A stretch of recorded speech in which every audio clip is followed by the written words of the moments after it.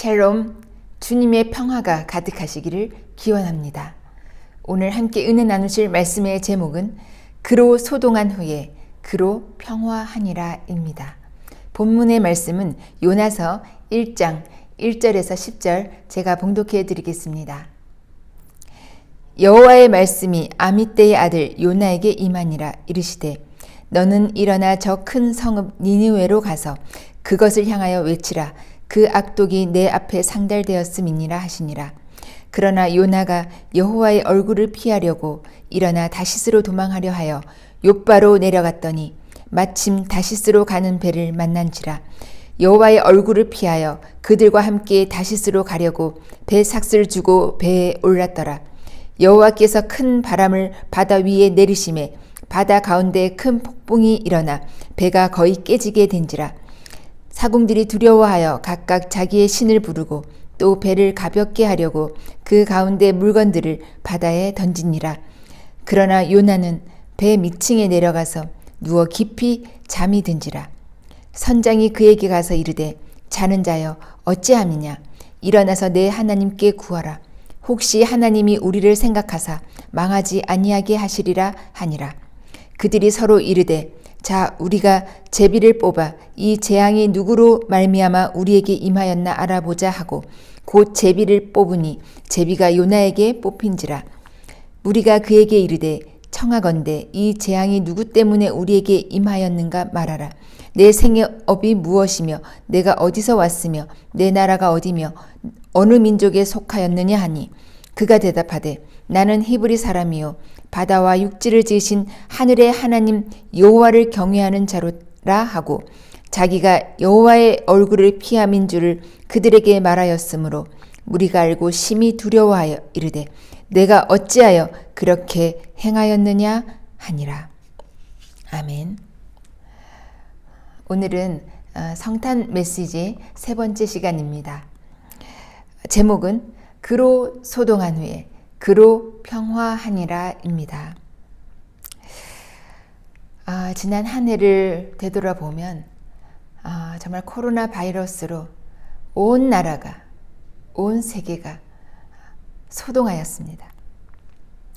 평화로운 일상이 우리의 소망이 된 것입니다. 오늘 이 말씀을 들으시는 모든 성도님들, 주 예수로 말미암아 소동한 후에 평화하시는 모두 되시기를 주님의 이름으로 축원합니다. 소동한 후에 찾아오는 진정한 평화가 가정과 또 개인과 직장과 사업과 하시는 모든 일 위에 임하시기를 다시 한번 축복합니다. 성경은 요한복음 5장 39절에 모두가 나 예수에 대해서 증언하는 것이라 라고 기록하고 있습니다. 오늘 본문의 요나도 예수에 대해서 증언하고 있다라고 하겠습니다. 예수님께서도 직접 말씀하셨는데요.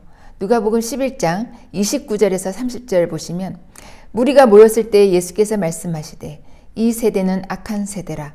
표적을 구하되 요나의 표적밖에는 보일 표적이 없나니 요나가 니느웨 사람들에게 표적이 됨과 같이 인자도 이 세대에 그러하리라 라고 말씀하셨습니다. 그러니까 예수님께서 직접 나의 행하는 표적이 곧 요나의 표적과 같다라고 말씀하신 것을 보아서도 요나는 예수 그리스도를 예표하고 있음을 알 수가 있습니다. 그럼 어떠한 것이 요나의 어떠한 부분이 예수 그리스도를 나타낸 것인가 라는 것을 오늘 함께 살펴보도록 하겠습니다. 하나님께서 요나에게 니느웨로 가서 그들의 멸망을 외치라라고 하였습니다. 그런데 하나님의 말씀을 듣지 않고 하나님의 얼굴을 피하여 니느웨가 아닌 다시스로 갔다라고 되어 있는데요. 요나는 니느웨로 가는 배를 타지 않고 다시스로 가는 배를 탔는데요. 그런데 요나가 탄 그 배가 굉장히 소동하였음을 알 수 있습니다. 큰 폭풍으로 인해서 배가 깨어지기 직전이었습니다. 요나서 1장 4절 여호와께서 큰 바람을 바다 위에 내리심에 바다 가운데에 큰 폭풍이 일어나 배가 거의 깨지게 된지라. 그러니까 요나가 타지 않았다면 순탄하게 순항할 수 있는 배였는데요. 요나로 인해서 그 배가 아주 요동하고 소동하고 깨지게 되었습니다. 배가 침몰하려고 하니까 사람들이 뭐 자기의 짐들을 바다에 버리기도 하고 각자의 신들을 뭐 부르짖기도 하고, 그러니까 이방인들이니까 그 각자의 신들이 있지 않았겠습니까? 그 신에게 살려달라고 이렇게 정말 구하기도 하고 뭐 난리가 났습니다. 그런데 이 소동하는 상황 속에서 요나는 배 밑층에 내려가 고온히 자고 있었다라고 기록하고 있습니다. 요나서 1장 5절 사공들이 두려워하여 각각 자기의 신을 부르고 또 배를 가볍게 하려고 그 가운데 물건들을 바다에 던지니라. 그러나 요나는 배 밑층에 내려가서 누워 깊이 잠이 든지라. 이렇게 요나가 그 배를 탄 이유로 해서 그 배가 지금 소동하고 아주 소란해지고 그 광풍으로 인해 그 폭풍으로 인해서 지금 그 배가 침몰하게 되었습니다. 근데 이러한 경우가 예수님 때에도 있었는데요. 예수님께서 배를 타셨을 때 그 배가 소동하였던 것을 알 수가 있습니다. 마가복음 4장 36절에서 38절 제가 읽어드리겠습니다. 그들이 무리를 떠나 예수를 배에 계신 그대로 모시고 가매 다른 배들도 함께 가더니 큰 광풍이 일어나며 물결이 배에 부딪혀 들어와 배에 가득하게 되었더라.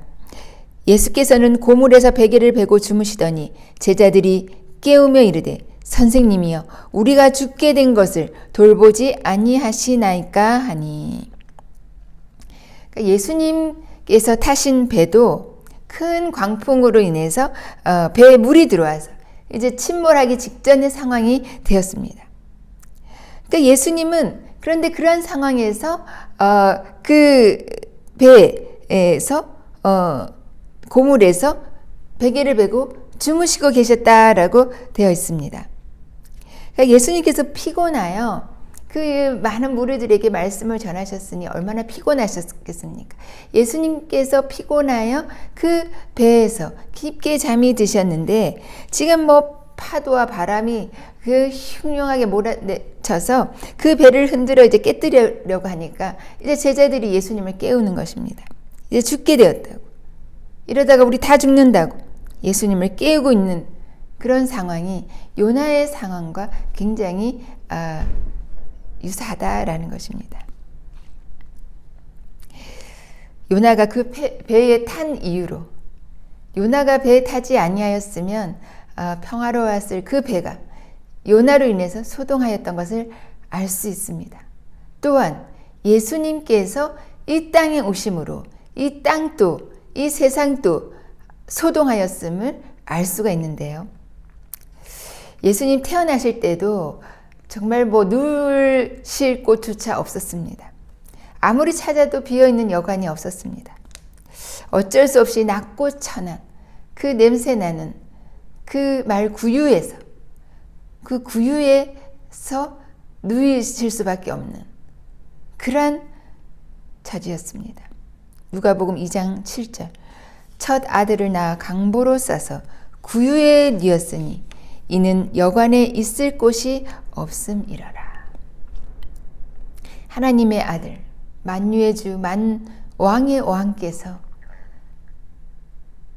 이 세상에 오셔서 그 구유에 누울 수밖에 없는 그런 어떤 평화롭지 않은 그런 평범하지 않은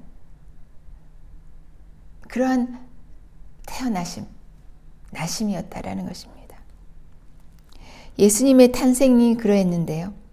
그런데 예수님께서 탄생하신 그때에 헤롯 왕과 예루살렘이 다 소동하였다라고 기록이 되어 있습니다. 마태복음 2장 3절. 헤롯 왕과 온 예루살렘이 듣고 소동한지라. 그러니까 헤롯 왕도 예루살렘도 그러니까 온 나라가 이제 소동한 것이죠. 예수님의 나심은 이렇게 온 세상을 소란하게 하였습니다. 예수님께서 배에 타시면 그 배가 정말 광풍으로 뒤집힐 지경입니다. 또 예수님께서 거라사 지방에 가시니 그 더러운 귀신 들린 자가 그 광인이 뒤집어지지요. 그 귀신을 2,000마리 돼지떼에게 들어가라 하시니 그 2,000마리 돼지떼가 산비탈로 내려달아 그 호수에 다 빠지게 되는 그런 상황. 이 얼마나 소동의 상황입니까? 평화의 왕이라고, 평강의 왕이라고 하는데요. 예수님이 가신 곳은 이렇게 소동이 일어났습니다. 소란스러웠습니다. 오죽하면 마가복음 5장 17절에 그들이 예수께 그 지방에서 떠나시기를 간구하더라. 예수님께서 떠나가시기를 구했습니다. 예수님께서 계심에도 불구하고, 예수님께서 함께 계심에도 불구하고 그들은 예수님이 떠나기를 바랐습니다. 그런 소동하는 상황이 힘들고 싫었던 것입니다. 우리는 예수님이 오시면 평화가 찾아온다. 예수님이 오시면 참으로 평강이 이른다. 우리는 늘 그렇게 인사하면서 예수님이 오시기를 기다립니다. 그러나 예수님이 가는 곳곳마다 이렇게 소동이 일어났습니다. 요나가 그 배를 타니 그 배가 소동했습니다. 배에 던져져서 물에 빠져서 물고기 뱃속에 들어가니 그 물고기도 요독칩니다.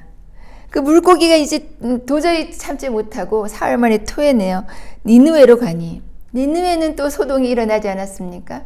온 나라가 회개하고 굵은 베옷을 입고 금식하면서 정말 그런 어떤 회개가 일어나는 소동이 또 일어났습니다. 우리는 예수님께서 화평을 주러 오셨다고 생각합니다. 평화의 주님이 오셨다고 생각합니다. 그런데 예수님께서 분명히 말씀하셨습니다. 마태복음 10장 34절. 마태복음 10장 34절. 내가 세상에 화평을 주러 온 줄로 생각하지 말라. 화평이 아니요 검을 주러 왔노라. 누가복음 12장 49절에 내가 불을 땅에 던지러 왔노니 51절. 내가 세상에 화평을 주려고 온 줄로 아느냐? 내가 너에게 이르노니 아니라 도리어 분쟁케 하려 함이로라. 예수님께서는 불을 끌어오신 것이 아니라 불을 일으키고 정말 많은 사람들로 하여금 분쟁케 하러 오셨다라는 것입니다. 이게 무슨 말입니까?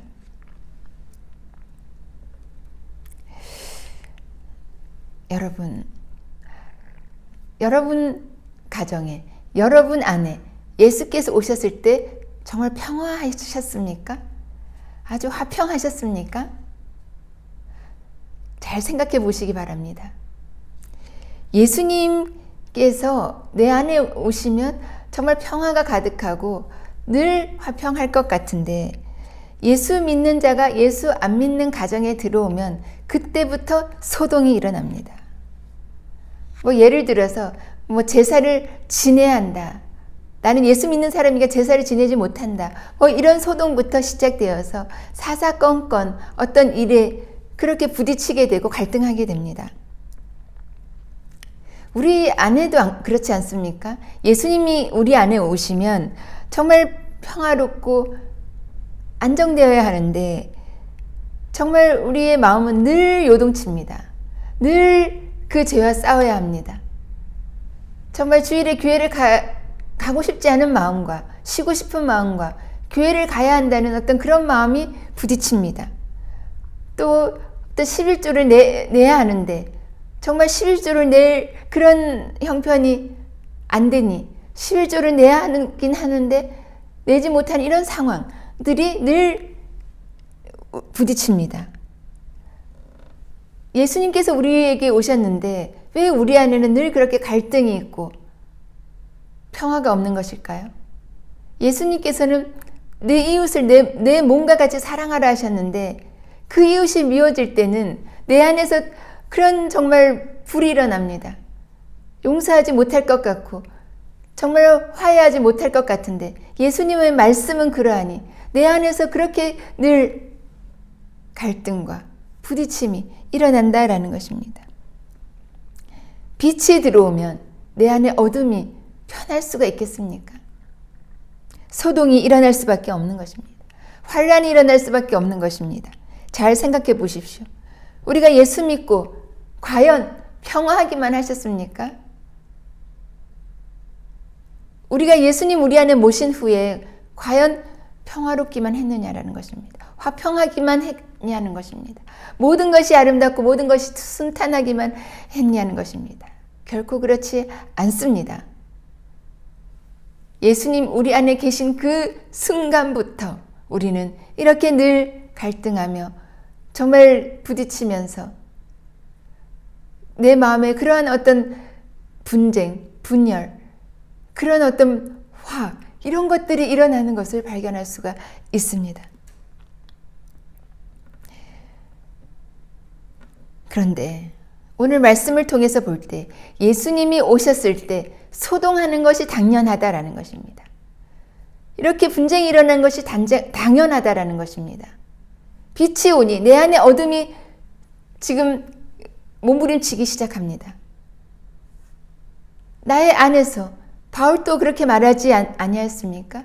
내 안에서 늘 그렇게 싸우는 싸움이 있다.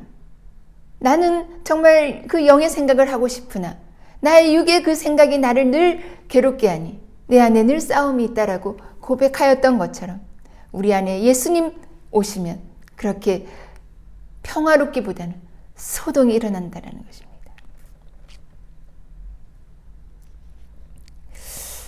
예수님을 잘 믿는데 이렇게 예수님 뜻대로 살려고 하는데 왜 우리 안에 이렇게 소동이 일어날까요? 그 거라사 지역의 사람들처럼 예수님 오셔서 소동이 일어나니 제발 떠나가 주시기를 간구하시겠습니까? 제발 나를 떠나소서 간청하겠습니까? 그러나 우리는 소동이 일어남에도 불구하고 예수님 내 안에 드셔서 우리와 늘 함께 계시옵소서라고 우리는 그렇게 고백해야 될 줄 믿습니다.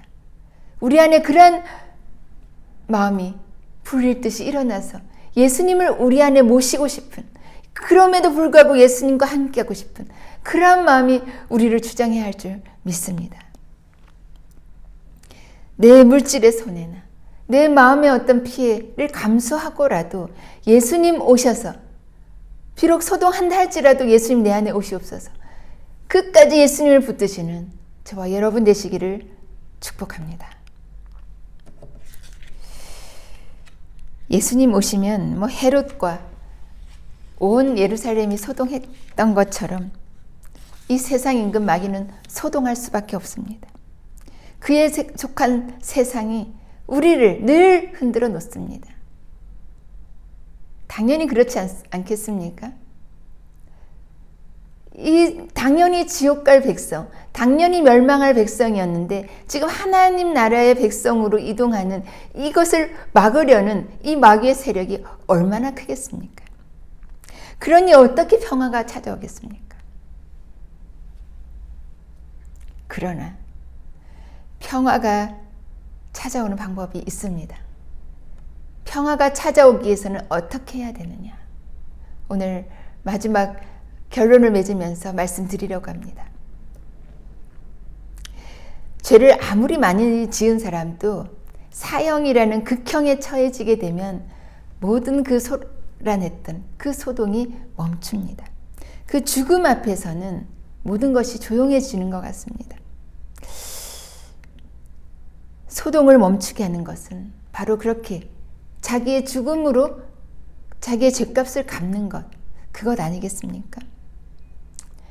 예수님께서도 우리를 대신하여 그 십자가의 죽으심으로 우리의 죄를 다 대속하셨기 때문에 그 죽음 이후에는 평화할 수 있는 것입니다. 세상 임금 마귀의 소동으로부터 평화를 얻는 방법은 그 세상 임금 마귀를 완전히 완전히 그 소란하고 소동하는 그런 상황에서 해방할 수 있는 것은 바로 예수 그리스도의 십자가 죽음으로 가능했습니다. 바다가 잔잔해졌듯이 또 그 요나를 그 바다로 던졌을 때 그 다시스로 항해했던 모든 사람들이 평화였듯이 안전한 항해를 하였듯이 요나의 그 던져짐, 예수님의 그 죽으심이 평화를 가져오는 길이다라는 것입니다. 요나가 니느웨를 구원하시려는 그 하나님의 뜻을 깨닫고 그 3일을 그 물고기 뱃속에서 정말 그 얼마나 괴로운 일이었겠습니까? 그 물고기 뱃속에서 3일을 있었던 것처럼 예수님께서 하늘의 뜻을 이루시기 위해서 십자가에 죽으시고 3일 동안 그 어둠 속에서 계셨던 것처럼 바로 그 평화는 그런 죽음 이후에 그 물고기에서 3일 견딘 그 어떤 정말 버티는 그런 이후에 오는 것이 참 평화라는 것입니다. 예수 그리스도 십자가 대속의 죽음을 통해서만이 우리는 평화를 얻을 수가 있습니다. 지금 우리의 마음이, 우리의 주변이, 우리의 환경이, 우리의 그 나라가 소동하고 있습니까? 온 세계가 지금 소동하고 있습니까? 우리는 그럼 언제 평화를 얻게 되겠습니까? 우리는 어떻게 평화를 가질 수 있겠습니까? 어떻게 하면 우리가 평화하며 화평하며 평안할 수 있겠습니까? 바로 그 예수님의 죽음이 내게서 체험되어질 때 예수께서 십자가 죽음으로 우리를 대신하여 죽으셨듯이 요나가 그 바다에 던져져서 물고기 뱃속에 3일 있었듯이 우리의 그러한 죽음, 내 자아의 죽음, 나의 모든 생각과 계획과 나의 모든 이념과 사상과 철학과 나의 모든 것이 죽었을 때에 바로 평화가 찾아오는 것을 믿으시기 바랍니다. 예수님께서 우리를 위해서 죽기까지 희생하셨듯이 우리도 타인의 짐을, 이웃의 짐을 대신 져주는 그런 나를 죽이는, 나를 철저히 복종시키는 그런 어떤 희생이 필요한 것입니다. 그리 될 때에 참 평화를 얻게 되리라 믿습니다. 우리에게 평화가 찾아왔다면 그 평화 놓치지 마시고 끝까지 붙드셔서 주님 나라 이를 때까지 주님의 그 함께 하심이 임마누엘의 그 주님으로 살아가시는 저와 여러분 되시기를 주님의 이름으로 축복합니다. 축복합니다. 기도드리겠습니다. 하나님 감사합니다. 오늘 말씀을 통해 예수님 이 땅에 오셨을 때 온 세상이 소동하였습니다. 예수님 내 안에 모셨을 때 소동하였습니다. 예수님 우리 가정에 오셨을 때 가정이 소동하였습니다. 그러나 예수님께서 그 평화할 수 있는 길을 오늘 깨닫게 해주셨습니다. 예수님께서 우리를 대신하여 그 대속의 은혜로 십자가의 죽으심으로 평화를 주셨듯이 우리도 이웃과 타인을 위해서 십자가를 대신 져 줌으로써 이웃의 짐을 대신 져 줌으로써 평화를 누리게 하여 주시옵소서. 하나님 기뻐하심을 입은 사람들 다 되게 하여 주시옵소서. 찾아오는 그 평화를 놓치지 않게 하여 주시고 끝까지 붙들게 하여 주시옵소서. 예수 그리스도의 이름으로 간절히 기도드립니다. 아멘.